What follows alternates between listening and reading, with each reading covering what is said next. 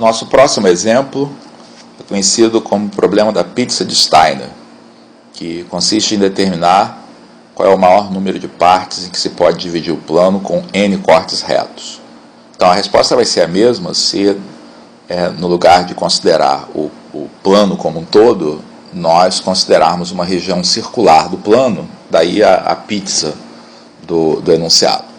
Então esse é um problema muito simples da gente observar o que acontece com um pequeno número de cortes. Ora, quando eu faço um único corte, é claro que o plano ou a pizza fica dividido em duas partes. Quando eu coloco um segundo corte, o número de partes aumenta para 4. Quando eu coloco um terceiro corte, de maneira a gerar o número máximo de pedaços, isto é, sem passar pelo ponto de interseção dos dois primeiros, nós geramos 1, 2, 3, 4, 5, 6, 7 partes.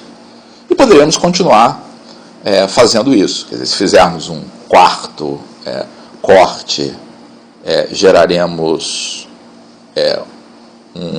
um total de 11 partes e assim por diante. Então é muito comum que alunos e seus professores percebam nessa sequência a seguinte lei de formação. Quando eu passo de 1 para 2 cortes, foram acrescentados 2 novas partes. Quando eu passo de 2 para 3 cortes, são acrescentadas 3 novas partes. E assim por diante. Então, é relativamente fácil que as pessoas conjecturem que o número máximo de pedaços obtidos com n cortes é dado por essa expressão. Ou seja, nós começamos com 2 cortes e para passar para, quando colocamos o segundo corte, aumentamos 2. Quando colocamos mais um corte, aumentamos 3.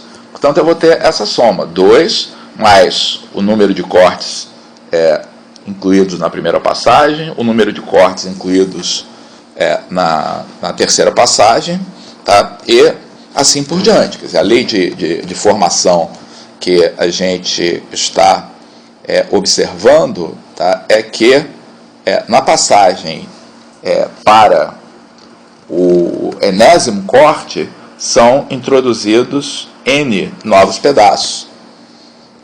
Portanto, na passagem para o enésimo mais um corte, são introduzidos n mais um pedaço, e, portanto, nós temos a expressão, ao chegar ao enésimo corte, dado por 2 mais 2 mais 3 mais n. Então, se nós separamos esse 2 inicial aqui como 1 mais 1, a soma a partir desse 1 até n é dado por n, que multiplica n mais 1 sobre 2, e sobra essa parcela igual a 1.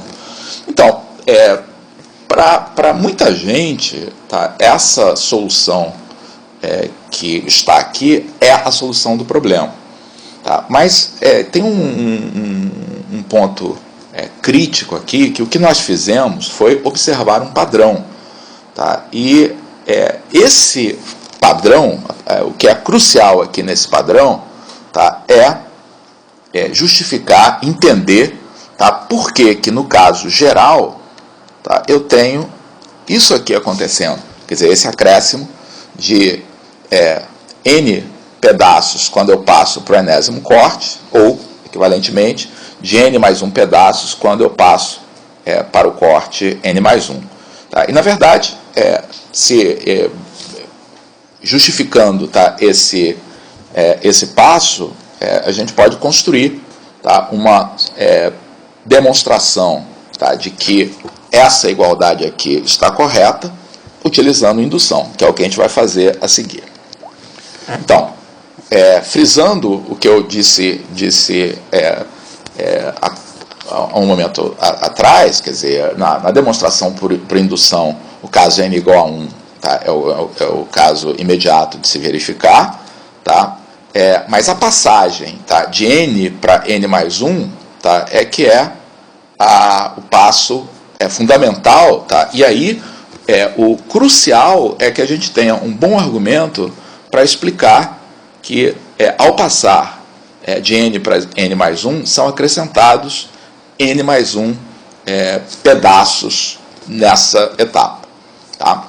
E por que isso acontece? Então vamos entender por que ao se colocar o corte n mais 1, esse é o número de pedaços que vai ser acrescentado.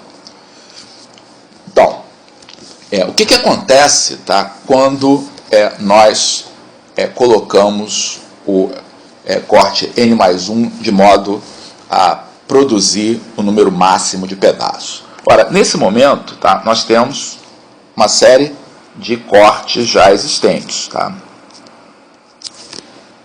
Esse novo corte que vai aparecer aqui, para que ele produza o maior número de pedaços, ele tem que intersectar a todos esses cortes, tá, em pontos distintos. Tá? Então, esse número de pontos de interseção aqui é n. Logo, o número de pedaços em que o novo corte é subdividido, tá, é 1 a mais, tá? É n mais 1. Cada um desses pedaços subdivide uma região já existente em duas. Então, como ele está fazendo isso com n mais 1 regiões, nesse processo são criados n mais 1 novos pedaços. Tá? E esse é o argumento que faz com que tanto a solução que nós vimos antes, tá, de observar a sequência, quanto a solução por indução esteja correta. Tá? E a partir daí, a solução por indução prossegue de maneira rotineira. Né? Como são acrescentados n mais 1 cortes, n mais 1 pedaços no enésimo mais 1 corte, a passagem de Pn para n mais 1 para Pn mais 1 consiste da adição, tá, de uma parcela igual a n mais 1. Então nós temos a expressão anterior, que é essa aqui, tá, mais o que foi acrescentado nessa etapa. Tá, e aí é uma simples manipulação da expressão, tá, para chegar a n mais 1 que multiplica n mais 2 sobre 2 mais 1, que é a expressão anterior para o caso n mais 1. Né? N mais 1 que multiplica n mais 1 sobre 2.